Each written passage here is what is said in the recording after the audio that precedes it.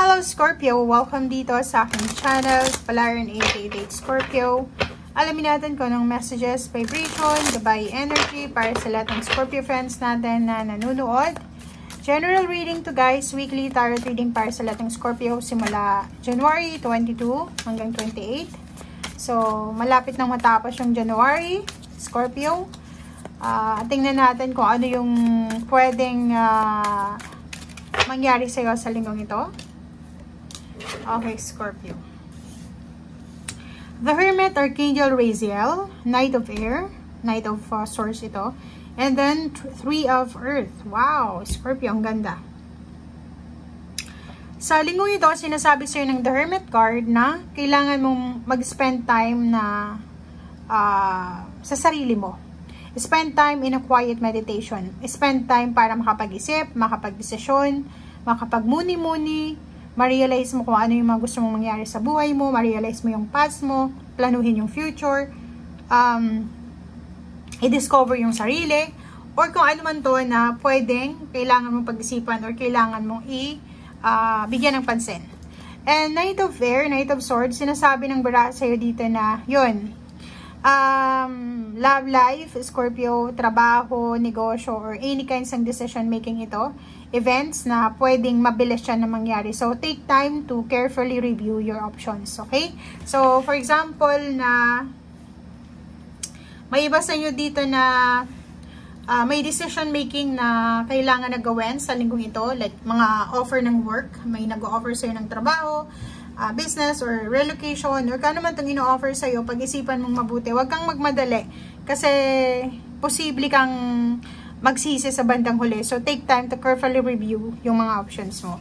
And Three of Earth, sinasabi ng baraha, the power of creativity. Okay? Recognition for very high quality work, be a team player.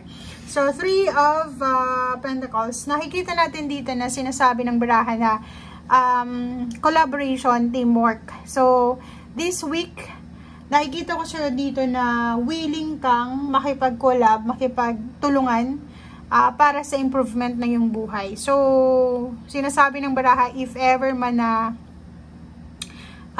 palagi kang tumutulong sa mga tao sa paligid mo na nangangailangan, or ikaw Scorpio ay palagi kang, yung alam mo yon, isa ka sa mga taong mabilis lapitan, mabilis i-approach, lalo na sa pangangailangan, sinasabi ng baraha sa'yo dito na mararecognize yan ng mga tao sa paligid mo, na hindi ka masamang tao, na ikaw ay pwedeng maasahan, lalo na sa panahon ng kagipitan.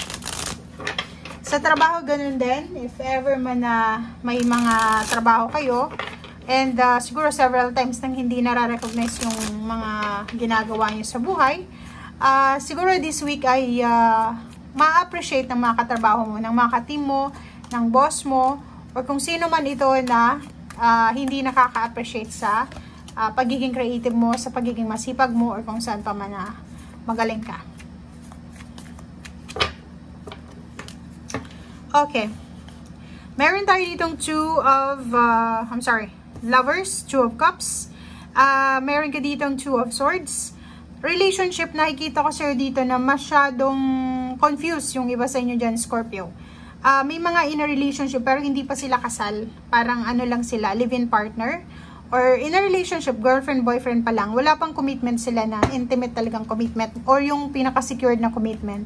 Nakikita ko sa'yo dito na posibleng sa linggong ito, dahil sa problema pinansyal ng magdalawang taong nagmamahalan, sa either live-in partner or mag-girlfriend, boyfriend pa lang, posibleng makukonfuse ka ngayon kasi parang nararamdaman mo na, or bigla kang makakapag-isip, realization to na, eto ba yung buhay na gusto ko? Eto ba yung asawa? Eto ba yung lalaki? Eto ba yung babaeng gusto kong makasama habang buhay, habang ako ay tatanda? So, may mga parang ano dito hindi ka sigurado, parang confusion, hindi ka sigurado sa relationship na meron ka sa ngayon. Hindi ka sigurado kung eto na ba talaga yung tamang tao para sa'yo. Hindi ka sigurado kung siya ba talaga yung kailangan mo sa buhay mo. Parang ganon. So, the Empress and Nine of Pentacles, nakikita ko sa'yo dito na may mga offer ka ng work. Possibilities to na pwedeng maging maunlad ang buhay mo. Paulit-ulit yung message mo from the last week or from the last year to na yung kumukontrol sa destiny mo, yung kumukontrol sa swerte mo, sa good luck and good fortune mo, is itong relationship na to. 'Di ba? So, siguro, for this week, medyo marirealize mo yun eh. Kasi ang daming opportunities, daming possibilities na pwede kang makapagtrabaho sa ibang lugar, kumita ng mas malaki.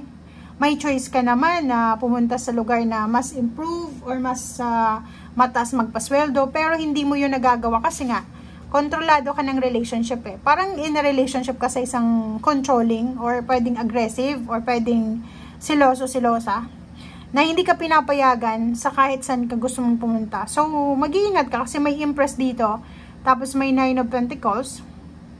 Sinasabi ng Barasir dito na, first of all, take care of your body, take care of yourself, take care of your thoughts. At ang relationship na to, if hindi mo naman siya asawa, live-in partner, boyfriend, girlfriend, wala pa siyang karapatan sa buhay mo kung ano yung choice na gawin mo. And if talagang mahal ka niya, hahayaan ka niyang mag-improve sa buhay. Hindi yung selfishness ng yung papairalin niya na like, may mga instances na ganun, di ba? Like, may pagkakataon kang makapagtrabaho sa ibang bansa or sa ibang lugar, hindi ka pinapayagan. So, nagtitiis ka na lang sa kung ano yung nangyayari sa iyo sa ngayon. So, siguro this week makakukonfuse ka. May isip mo na, siguro oras na para mahalin ko naman yung sarili ko, isipin ko naman yung financial fulfillment ng sarili ko. May choice naman ako. May choice akong mag-stay, may choice akong umalis. Parang ganun. So, comment down below if resonated ka dito. Pero yung message mo, paulit-ulit lang siya. Na sinasabi ng baraha, kailangan mong palayain ang sarili mo sa relationship na yan. Kasi sobrang toxic, guys. Toxic na relationship.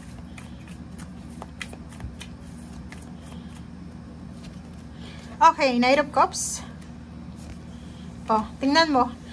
Sinasabi ng baraha sa'yo dito na once na nakaalis ka sa situation na toxic na kinalalagyan mo sa ngayon, posibleng maraming new beginnings ang papasok sa buhay mo. Ang dami mong ideas, ang dami mong gustong gawin, ang dami mong plano, pero hindi mo yun nagagawa kasi may kumukontrol sa buhay mo. At ang dalawang taong ito, kung babae kang Scorpio, sinasabi ng barahan na hindi lang pera, hindi lang kayamanan ang pwede mong makuha sa buhay once na nakaalis ka sa stagnation, kundi relationship, love life, financial and emotional support. Kung naniniwala kayo sa generational curses, dito sa baraha mo, parang related to sa generational curses. Pwedeng itong ikaw, kasi kung makikita mo dito, Scorpio, swerte ka eh. Swerte ka, masipag ka, magaling ka. And kahit saang lugar ka pumunta, pwede kang makakuha ng success. Kaso lang, siguro meron kang karelasyon ngayon or may attachment ka na yung taong iyon na attached sa'yo ay may karmic hardship siya na pinagdadaanan. Yung karma, siguro may ginawa yun na hindi maganda from the past na kailangan niyang pagdaanan.